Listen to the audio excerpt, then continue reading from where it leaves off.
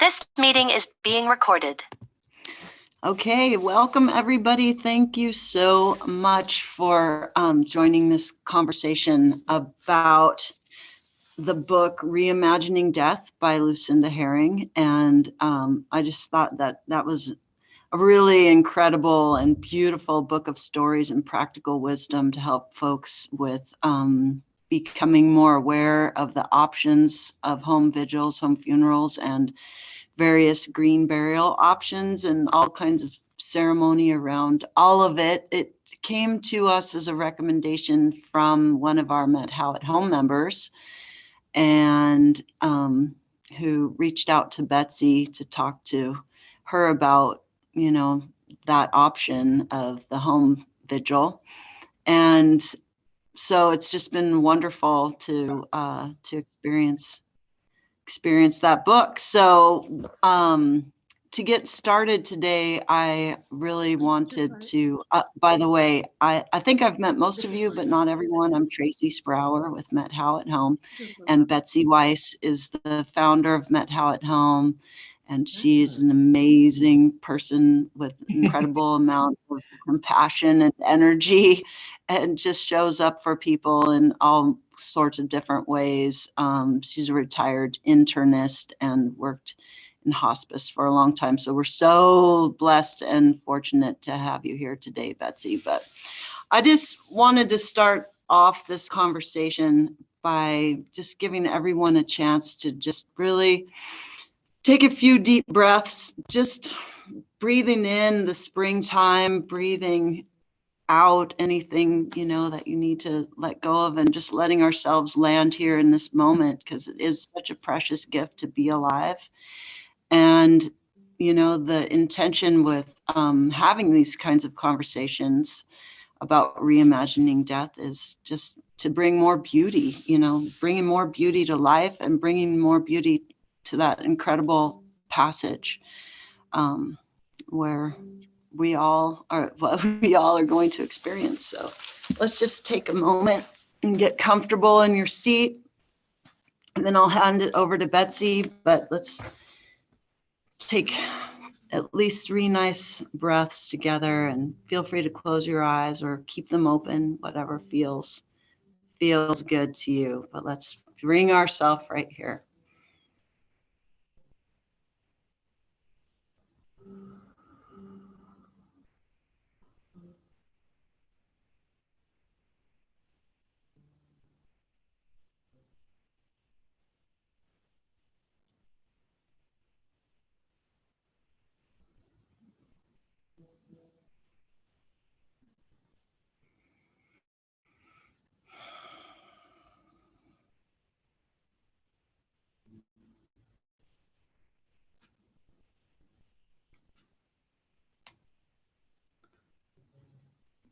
Betsy, whenever you're ready, get us started. Well, I would like to thank both Nan Grayston, who was the one who introduced this book to us, and Tracy, who really has been passionate about this third threshold, for a long time, for bringing us here together.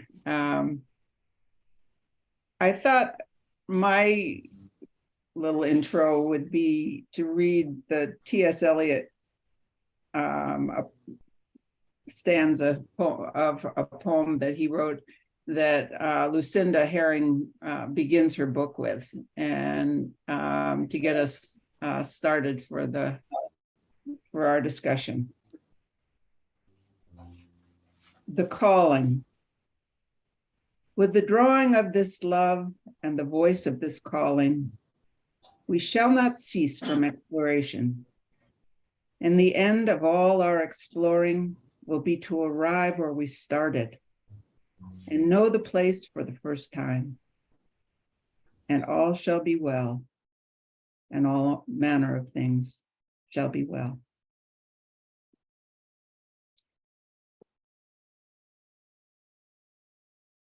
I feel like with Meadow at Home, we focused a lot on the time before dying. And we were so fortunate last week to have Lori Jans introduce us a discussion around the act of dying. And this book talks about what happens on the third threshold after we pass. I this is going to be a discussion, and I have, maybe I could ask how many people actually had the opportunity to read the book. That's not a requirement, but I'm curious whether some of you have been able to get a hold of it and read it. A few of you have, which is terrific. And I'd like to just go around the room, our little virtual room, and ask each of you for a very brief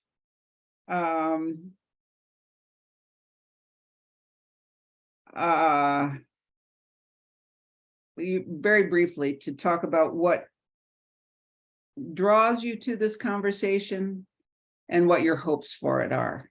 And I'll start with Tracy, because she's had the opportunity to think about this a lot. And then as we move forward, again, just a couple of minutes or 2 or 3 minutes about discussion of what brings you here and what you hope to get out of it. Tracy? Okay, I guess I'll jump in. So I got a chance to travel in my early 20s, and just being in other cultures and other places and seeing all of the beauty and ceremony around death. At one point, I happened to be in a village when someone died in New Zealand, and then became part of this whole 3-day vigil, and just seeing like the magic and the incredible unity that I experienced in that time was just kind of blew my mind. It was nothing like I had ever experienced in this country with the people that I had lost. And so that, was something that was always kind of with me and working on me. And a few years back, I decided to go through this training to become a funeral celebrant, because I just felt like, poof, if something ever happened, I'm just so not ready, and I don't feel my community is really ready. And so I am a big believer in the power of ceremony and just, I weave them very organically, generally speaking, but I went and I got some more skills around that. And unfortunately, the first full funeral that I had to do was actually my ex-late husband, who died suddenly. And so I just, feel like I'm loving getting the community in conversation about this, because the more that we can prepare, the more that we can bring to those moments, especially when we're not expecting someone to go, the more that we can show up and support each other to create a really beautiful threshold that will help everyone who's experiencing just that incredible loss. There's nothing that's gonna, we just, we have to go through that tearing of the fabric, but it helps the process to stitch it back together. And it also feels so good to come together and honor our loved ones in really beautiful and celebratory ways. We did some really beautiful ceremonies for my husband, Joe. So it warms my heart to see you all here. And with that, I'll go ahead and pass to, I see Diane next on my screen. My name is Diane, and I live in Olympia. But for a long time, I lived at San Francisco Zen Center, so I was a temple resident. And I got to experience what it's like to live with someone, to be with them when they're dying, and the rituals that we used. And so when someone died, they weren't taken to a funeral home. They were in our temple, and for 3 days, people would take turns sitting with the body. And the first person that I sat with was Helen Durham. And she was a mid-century San Francisco bohemian artist. And so by the time I met her, she was in her late 70s. And shortly after that, she was diagnosed with bone cancer. But she still kept the schedule. She was still a very active participant. And then when she died, that was the first time that I actually sat with a body that was not in a mortuary, that had not been embalmed. And so I got to watch the change in her face. And it was my turn to sit with her. It was like at 2 a.m. So it was dark, and there was a candle on the altar. And so just the light of the candle on her face. And it seemed like just everything was just passing away from her. And she became so beautiful, so radiant. And it felt like it was a message for me. And I just felt that she had taken all the fear away from me. And then over the years, there were other people that I sat with and then learned a little bit more, so helped with the preparation of the body. But funerals were I just really felt so connected to the people that I sat with, the dead person and the people that we shared a room together. And then the very last one, Sherwin will talk about, the last one was his wife. And that was a different kind of story and maybe even more wonderful. So what I've learned is that I'm really not afraid of dying. I'm afraid of that time after that. I don't know if it's an hour or if it's a day, I don't know what that transition time is. But I don't want to be taken away right away. I want people that I know and love to sit with me. So, and I'll pass to Sherwin. I think that's an introduction to him. Okay. Yes, Sherwin, go ahead. So as Diane mentioned, my wife died almost 2 years ago and was Buddhist and was in this small discussion group that we meditated. And we actually, for 2 years before she died, we talked about the process of dying and did things like complete the 5 wishes and did the things like getting a durable power of attorney and an ethical will, and did some of that. And then with Diane's sort of guidance, because of just that Buddhist tradition, being with her and being her primary caretaker, she died at home, and she was just a wonderful model for how I would like to have the end of my life. And prior to that, I've sat with both of my parents when they died, and I have been in workshops way back with Elizabeth Kubler-Ross and with Joan Halifax. So, and I'm a clinical psychologist, so I've worked with grief issues with people that I've seen, and currently am associated with someone whose mom is at the end of life, and just looking at the process between the end of her life and that space that Diane is talking about, where she's probably going to die within the next couple of days, but she's really had a lot of discomfort and a lot of pain. Whereas my wife's death was just this sort of smooth acceptance of impermanence and moving from one plane to the other. And so I've seen different examples of that, and am just, for my own life, wanting to have a good ending. I think I'm not afraid of death. It's the dying process that bothers me. That little Bardo before. So just discussions like this help me be aware of myself and this whole process. Thank you.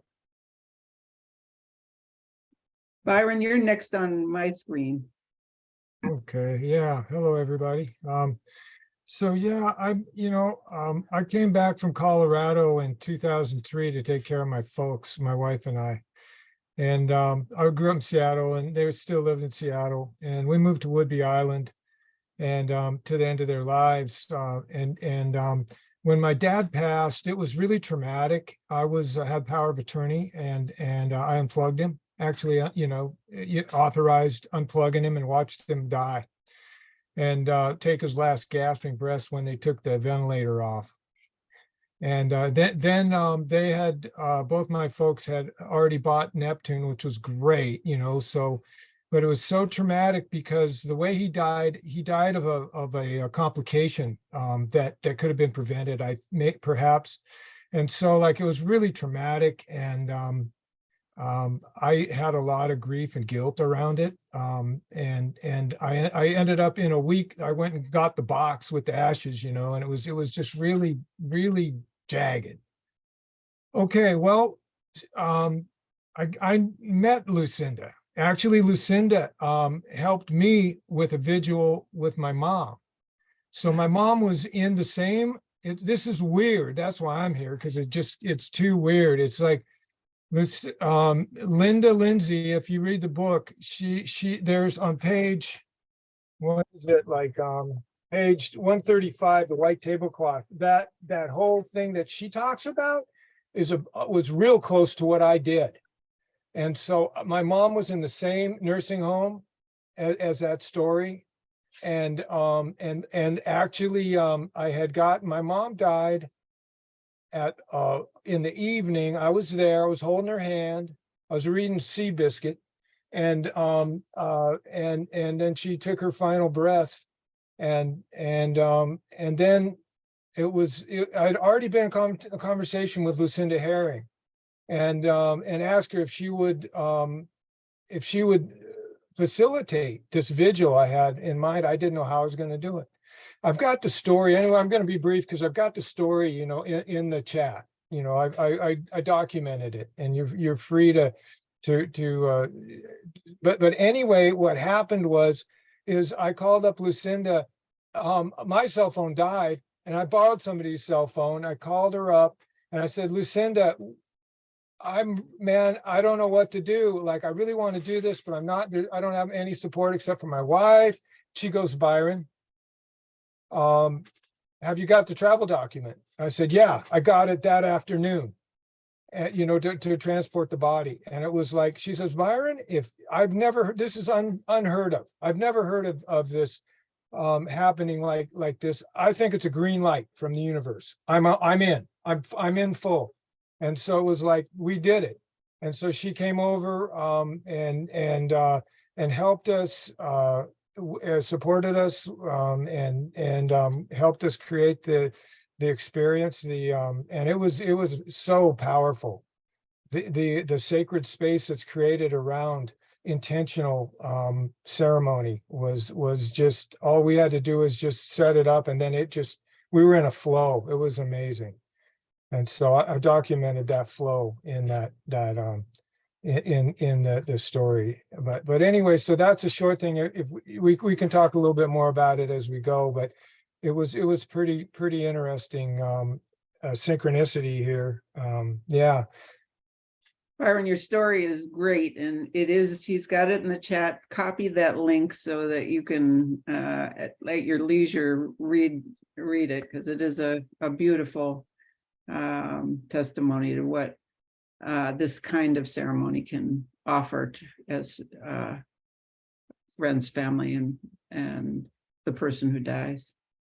Tony, do you want to go next? You're next in my screen.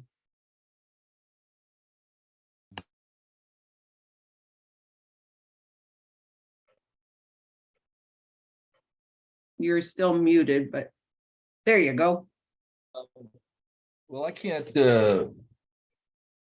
say anything like that because I don't have any personal firsthand experience with someone being in the room with someone when they die.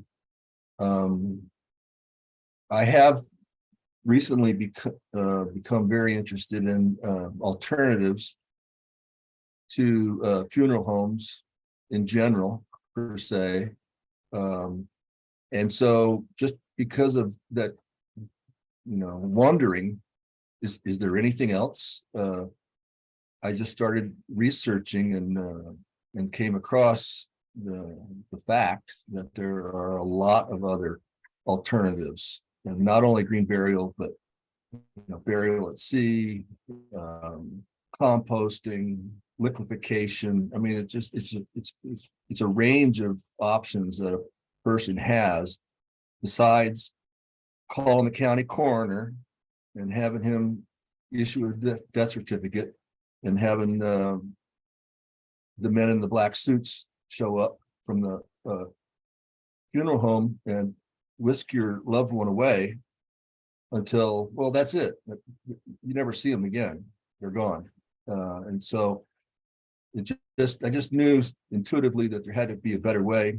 And I've come to believe now from my research that at-home funerals and if possible after that a vigil are a much better way to go for closure and a lot of other reasons, but for the family and for I believe less grief in the long run for the family if it's done in that manner instead of the final curtain and no other recourse. And that's what majority of people believe, and that's not true. And so I've always been opposed to things that are commonly accepted that weren't true. And so that's why I'm studying it, and that's why it's reassuring to see that so many other people are believe the same thing and are interested in the same thing. And it's starting to feel like a groundswell to me. But maybe that's just because I've been researching it too much. I don't know. That's all I have to say. Thank you, Tony. Is it Marcia? Do you have, you're muted right now. Would you have anything you want to share? Yes. I was with my father when he died. He he had cancer, and so he had time to have his poker buddies over a couple days before he died. They were just yucking it up, and then his poker buddies, church folks, they were with Unity. They really helped with the ceremonies type thing. I don't know.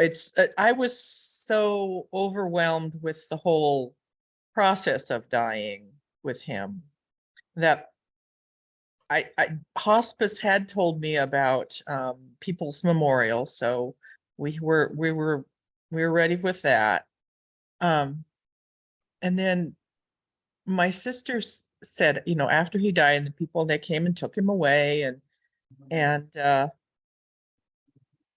she said, well, what about, the funeral home will, let us have something there. And I said, oh, he would hate that. And she had to agree. And so we did a nice big, in the park, the park down the street that we'd had so many family things in for so many years. So that was really appropriate, and it was a beautiful day. And that was, I think we did a good job. I feel bad about just having him taken away. I didn't know what else to do.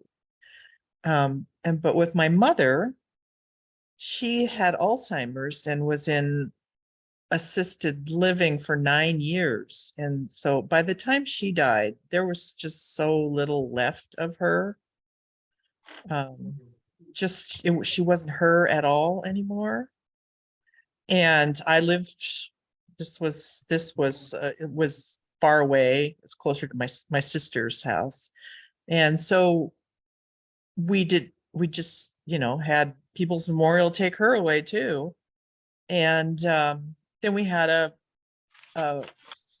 we put together a nice thing at my sister's house. We had all the family there, and I had written like a little biography so the grandkids could know different things that they probably didn't know. And I had taken all these photographs of her throughout her life and put them in little frames. And everybody got to take one home, and we had music, big band era music, because my parents really liked that. And we cooked my mom's specials, her famous crab souffle. And we did everything we could think of, and it was really nice. It was nice to actually kind of circle back and think about her as how she used to be, instead of this completely kind of crazy little animal, really, she became. So, there are mixed feelings about, I think we did well, but also left much to be, much room for improvement.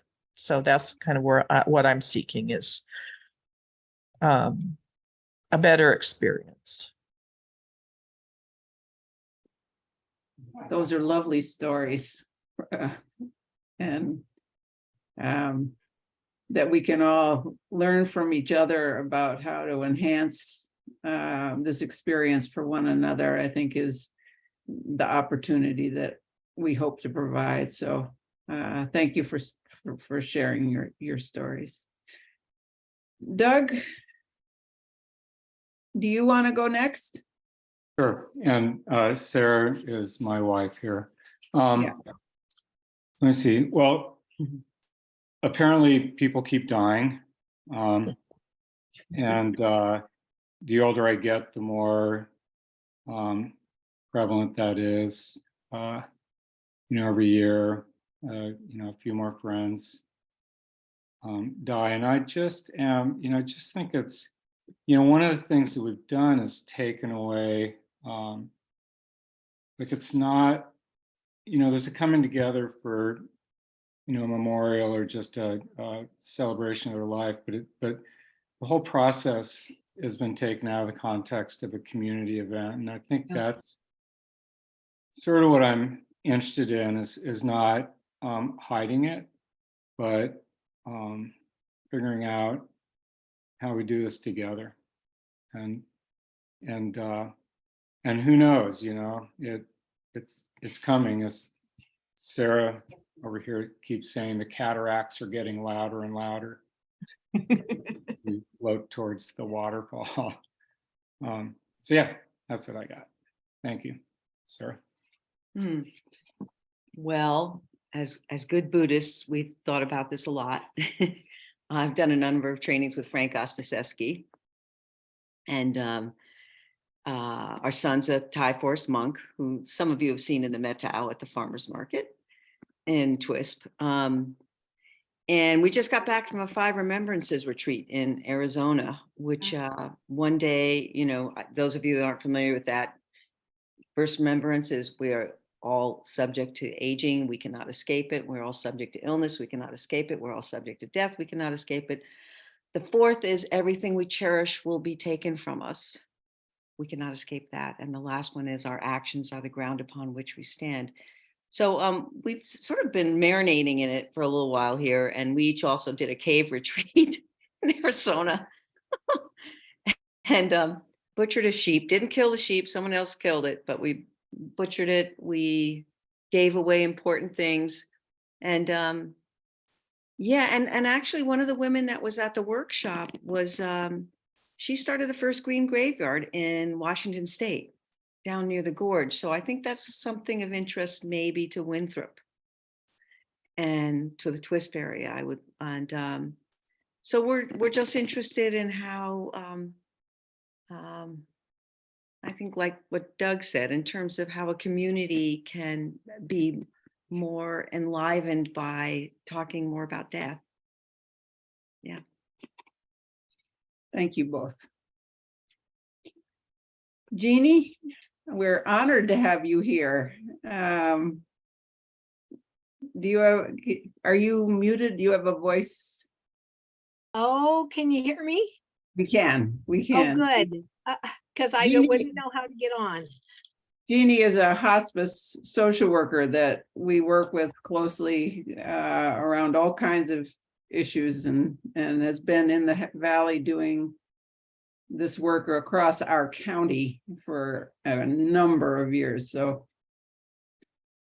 shoot. Well, I'm honored to be on too, and I'm glad this came across my emails. So anyway, and I have been a social worker in the area for many years, and I am always eager to learn about new options for people, what the resources are, because it doesn't have to be a traditional death experience. And so working with all different kinds of people that want different things at the end of their life, I just want to make sure that I know what's out there and how to help them and direct them to those resources, and to look at alternatives in the community. And I'm really anxious to learn about the green burial in the area. So, and I have loved working with you, Betsy, and all your people. And I just think it takes a village, and I'm honored to work with you. Well, I feel really lucky to have the depth of experience and thoughtfulness in this room that we have. I am very aware that we to have the knowledge, really deep knowledge around Buddhist tradition is fabulous. And I'm also aware how so many spiritual traditions we've let go of that have handled and managed death in a way that brings us together and brings us close, and brings death close to us and allows room to grieve. And for so many of us, that our faith traditions are no longer sort of actively present in our lives. And how we can take from one another those things that seem to work so well to support us through this threshold, both the person dying and the people grieving, I think is a learning that is such an opportunity for us. Lucinda Herring talks about reclaiming death, because certainly death was so much more integral to our beings, our lives in years past, and that's fallen away and fallen apart in this century. And we have taken the dying out of the home and out of our experience, really. And it's so good to hear how close so many of you, maybe that's why you're here and not afraid to have this conversation. So many of you have lived experience with death and with people you love. I have a number of questions that were generated from the book, and I'm not sure how they'll work when we haven't all shared that book. But I'm going to give it a try, and we're not required to follow my questions by any means, but Betsy, There's something that popped up in the chat. So as you're deciding on what question, I'll just respond real quickly to this about natural burial. And so there's a group that's been working towards a green burial locally for many, many years. It's called Cascades Natural Burial Group. And it's just been tricky, you know, it's just, there's a lot of hoops to jump through and finding the land and the money and the such, this and that. And so there is a green burial actually on the shores of Lake Chelan, but I don't know if it's going right now yet or not. There's also a bill in the that's supposedly passed unanimously through the state house and is going into the state senate to allow people to be buried on your own property again, and to loosen up those rules. So as we learn more, we can pass that information on. And then the recompose, the body composting is available in Seattle. And then there's one more in another part of Washington, and alkaline hydrolysis is available in Seattle. And I'm not sure if it's available in Spokane yet or not. There is a green burial ground in Spokane, and then of course the one in Goldendale, and there are a few. And if you go to the Cascades Natural Burial Group, they have really good information on all of those alternatives. So I just wanted to put out that hard information before we dive into the questions. For that. Thank you. Cascade Natural Burials Group is our local group. Yes, that's our local group. Its website is based in Twisp, and they had worked with local cemeteries to try to create space in our local cemeteries. That has not turned out to be as easy a task as hoped, but and they've also worked to find private in another area to create a new cemetery. But that's, again, that takes an endowment and a manager and lots of hoops. So at the moment, that's not an option for us here, but they continue to work.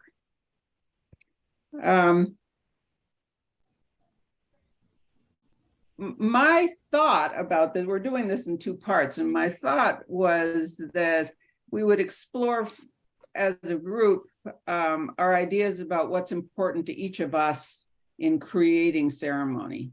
And some of you have talked a little bit about that, about what some pieces of the after death experience that are important to you. My hope was that the next week we would talk some more specifically about what we see as our choices around our own ceremony. And again, my thought about that is that by sharing how we envision what we would want for ourselves, we provide more thoughts, ideas, options to one another that we might incorporate into our own plan. One question that I think is worth discussing a little more is the ways in which a home funeral serves the person who dies and how it serves those who are left behind. And what aspects of that resonate most with each of you?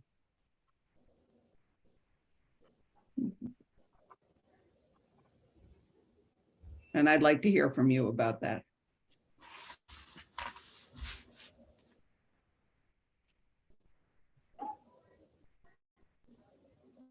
Doug? You know, a lot of times there's a rush around, you know, somebody dies and it's like, oh, we got to take care of all this stuff. It's a really busy time. And I think, you know, religious traditions where where people have to stop and, you know, even stop sort of the worldly life for a week or two, it's worthwhile. But at least with the home funeral, it can slow things down. I mean, there's still arrangements to be made, but people can gather around what remains, and that's a question mark for me of the person who has died is still there in a familiar setting with people who love them. And so time, rush, distraction, and sort of being able to keep the heart alive in the whole process, and not distracting. That's what I find valuable. It's lovely.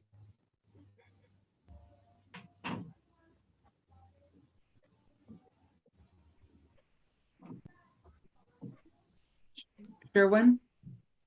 So one of the things that was really different for me was that I come from a Jewish background, and when someone dies, like when my mom died, someone came and took her body soon thereafter, sort of what Ernest and Marsh were talking about.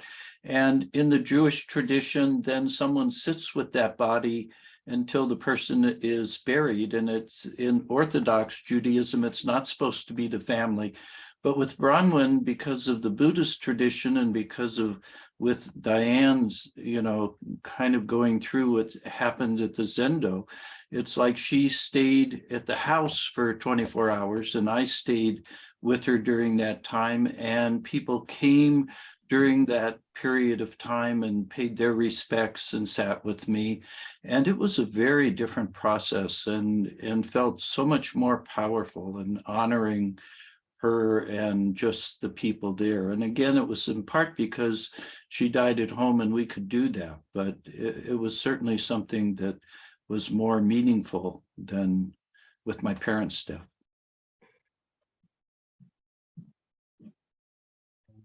Thank you, Sherwin. That's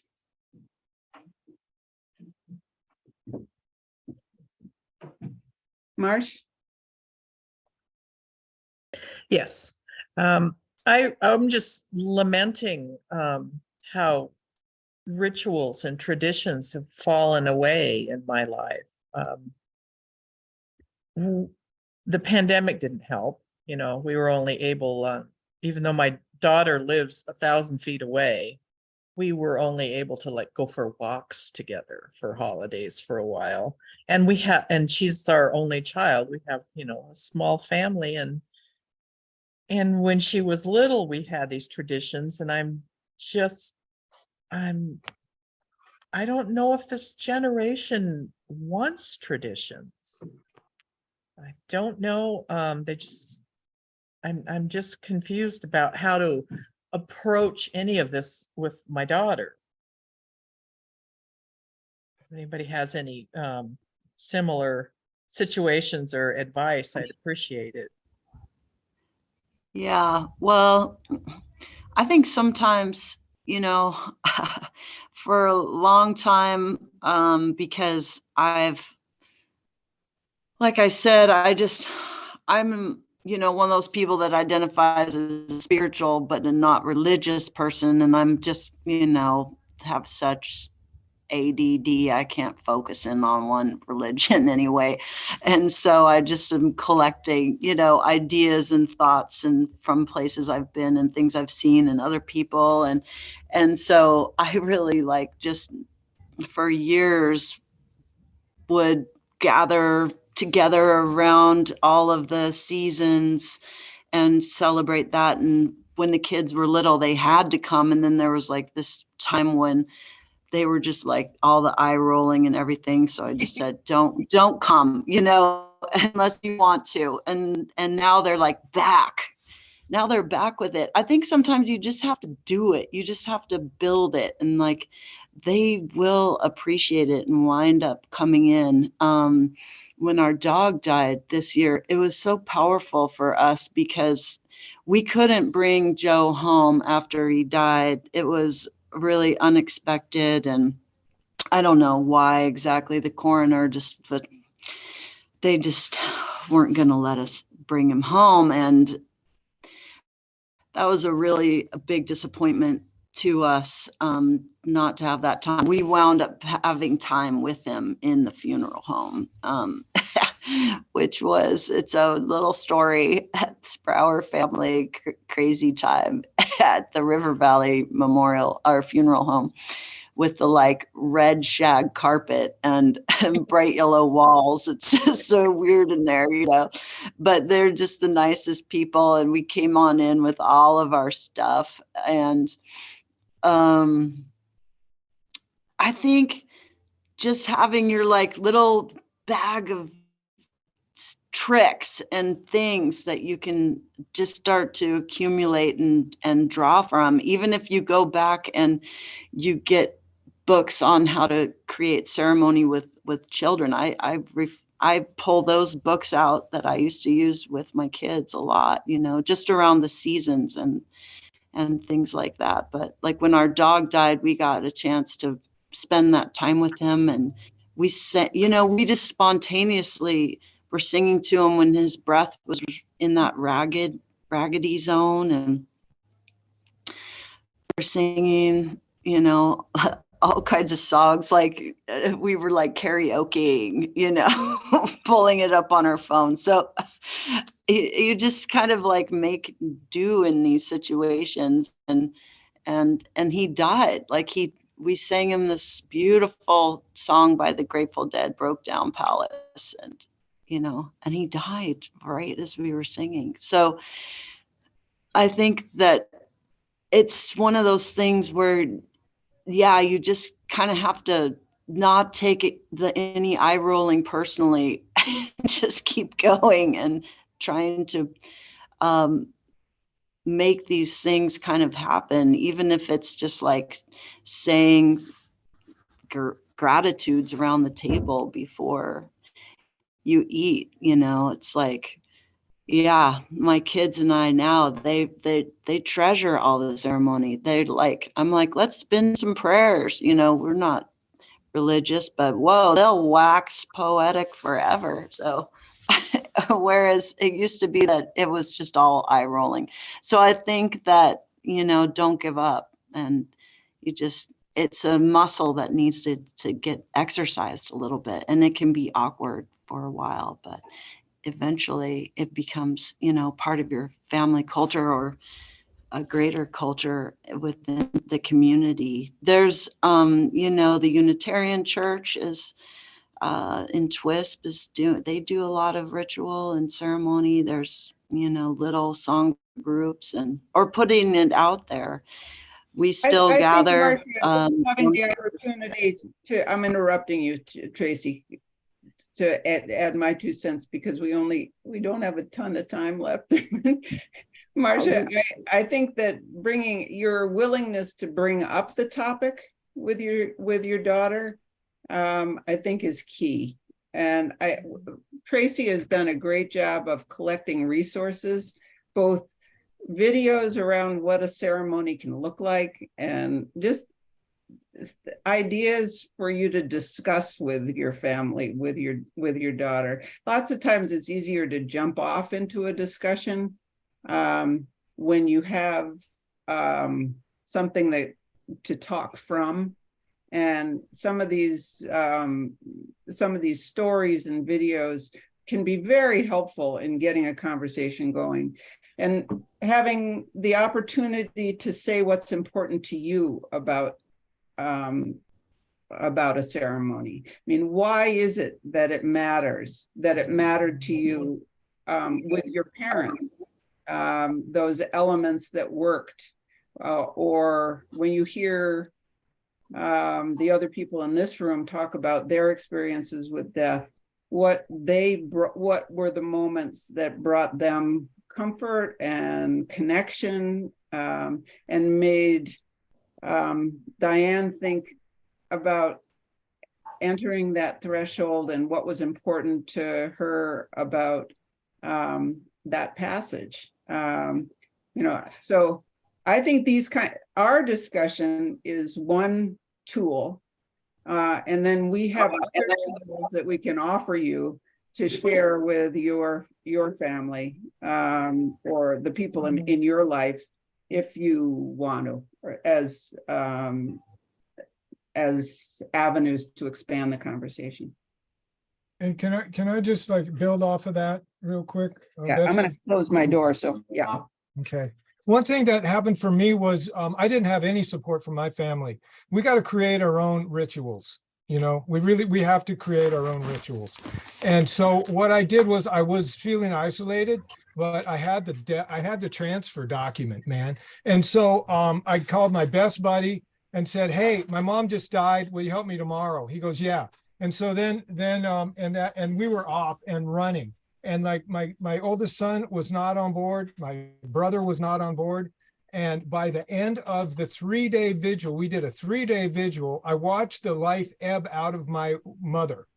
And by the 3rd day, it was like I said to my wife, we both said at the same time, "It looks like she's gone." Yeah. You know, it's like it was just she just like eased. We allowed her to ease out for 3 days. And so, but by the time, what my point is by the time the ceremony created a container to bring togetherness. And so my brother and my sons, both of them, grandkids came, and they got it. And it was so empowering that they got it and valued. And they said, "God, thanks for doing this." And yeah. So, and you can read the rest of the story up, whatever, but I'm going to say one more thing. I think anticipating a little bit about what you might want in your ceremony, anticipating who you would need as your support network for a home vigil. All of that is really important, because it's very hard to create these kinds of events at the last minute. I mean, Byron was very skilled to have that transport document in hand. Byron lucked out. But yeah, you got to have your ducks in a row. If you're going to do a vigil, you got to have it all figured out ahead of And time. Tracy, who was incredibly knowledgeable about ceremony and what was important to her in creating a ceremony, because it was a sudden event, the loss of the loss of Joe, there were all kinds of barriers to making it happen exactly how she would have hoped. So would you agree with that, Tracy? Oh, yeah. Yeah, definitely. So Definitely. But, yeah, and here comes Frauke. Frauke was there as we were trying, and you were there, Betsy, as we were trying to figure that out, but what we could and couldn't do. So, and then you just go with what you can do, right? You just. And we are working on a better resource list mostly for our immediate community, because every county has different rules based on what their coroner sets as guidelines for transporting a body or handling a body. I think the state of Washington requires it only be immediate family is allowed to actually touch if you're not a funeral director. But you can be your own funeral director in the state of Washington, though. That's what enabled me to be able to do that. Yeah. So anyway, that we're working on more of a resource list for all of us, and which would include some films and discussion and options, as well as a little bit of a roadmap. Our community does have death doulas. Tony, I think you just completed a training, didn't you? And there's a few other people in our area whose goals are to help you achieve the event that you hope to have. And the people who do this in our community are really wonderful people. And if you have the support of a Sangha and have a Buddhist tradition and have, then hopefully you have some people there who might be skilled in creating an event that that serves you as you want. Can I say think something? that, oh, yeah, yes, Hello? please. I posted two things on the chat. One is a list of all of the green burial facilities in Washington State. I got that from the Sacred Moment in Everett. And the other one is a video, a film on YouTube called "What Happens When We Die" by Catherine Mannix.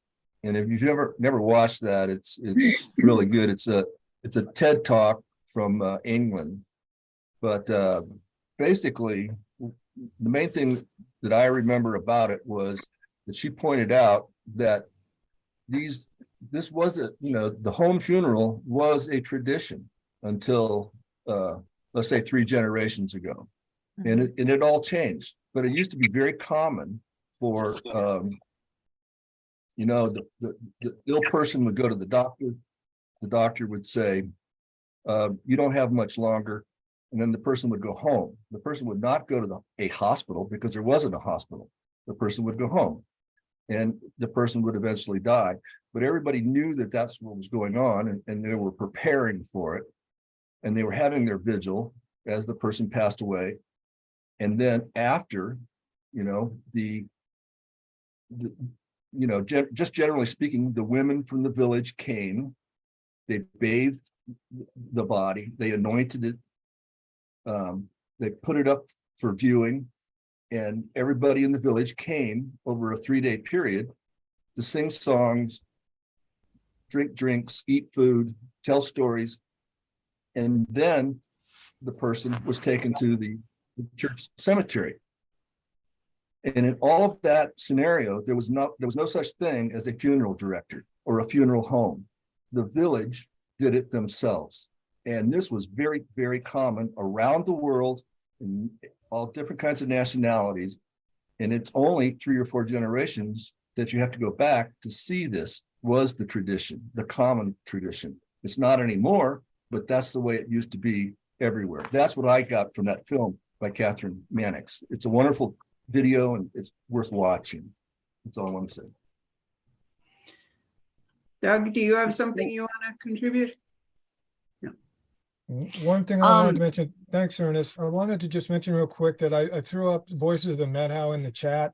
I had a interview with Jody Bowler from the that Golden Dale Green Burial. She's the director down there, for what it's worth.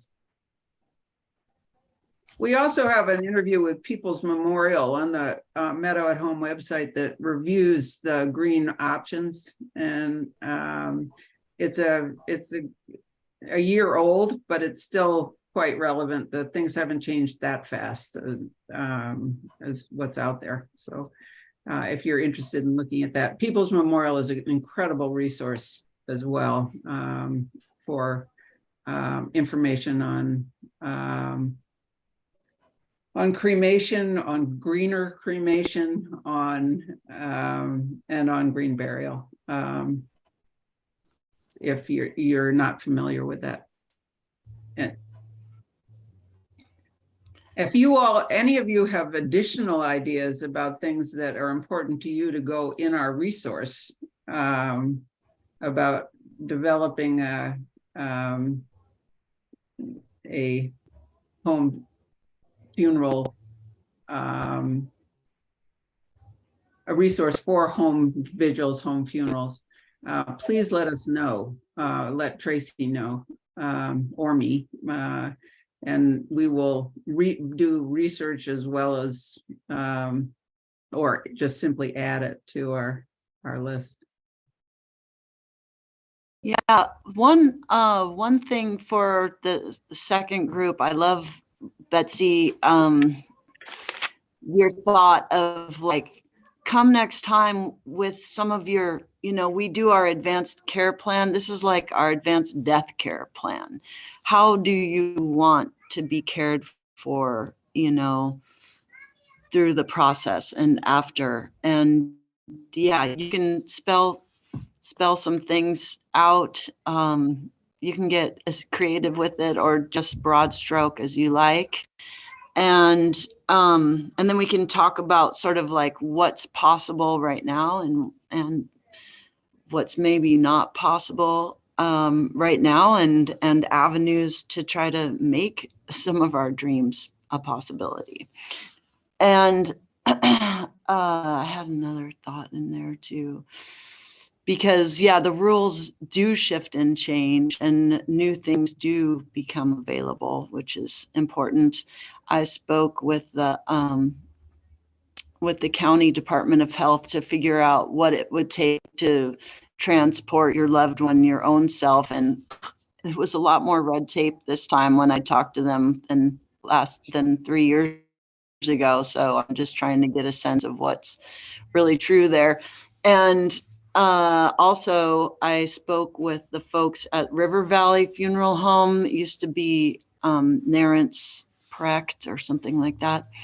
And that's kind of our main funeral home locally. That's where, you know, I've had experience with. And they said that they can help with home funerals. And, you know, there's not every time can they offer it without embalming, but they supposedly offer an embalming method for a larger vigil, which I really kind of question all that. But unfortunately, if you do want to do most of it yourself at home right now, there's a shortage of dry ice, is what I found looking at where they used to have it at this place called Oxark, which is kind of this industrial thing over in between Okanagan and Omak. And they don't sell, like, I just couldn't find it anywhere for sale. And so there's things to think about in terms of, can we be more prepared as a community here in the Methow Valley to do that, to care for our own? And I think that we can, but there's details to always try to work those bugs out. So we can get a little bit more into that next time. And I just, yeah, I want to be respectful of folks' time for this one. I can put some of these resources up in an email to everybody before next Tuesday, so you can look for those. And looking forward to talking to everybody further about some of your thoughts, dreams, visions, or maybe you have a story of something that you've seen done that just was like, that you loved and you want to share that. So Betsy, do you have anything else? Just that I really appreciate you all participating and joining us. And sorry, Frauke, we missed your voice here, but Tony, we look forward to what you have to offer in terms of adding to the resource. And everyone, I mean, we are so lucky to have had you all with us. So I really, really appreciate it, your presence. So hopefully we'll see you next Tuesday at 3, from 3 to 4, if you can make it, and encouraging everyone to do some dreaming. Dream big about what you might want to help. For those of you who have had the experience, think about what you might do a little bit differently. Nuances would be good to hear, as well as the big picture. So thank you so much. Thank you. Bye-bye. You.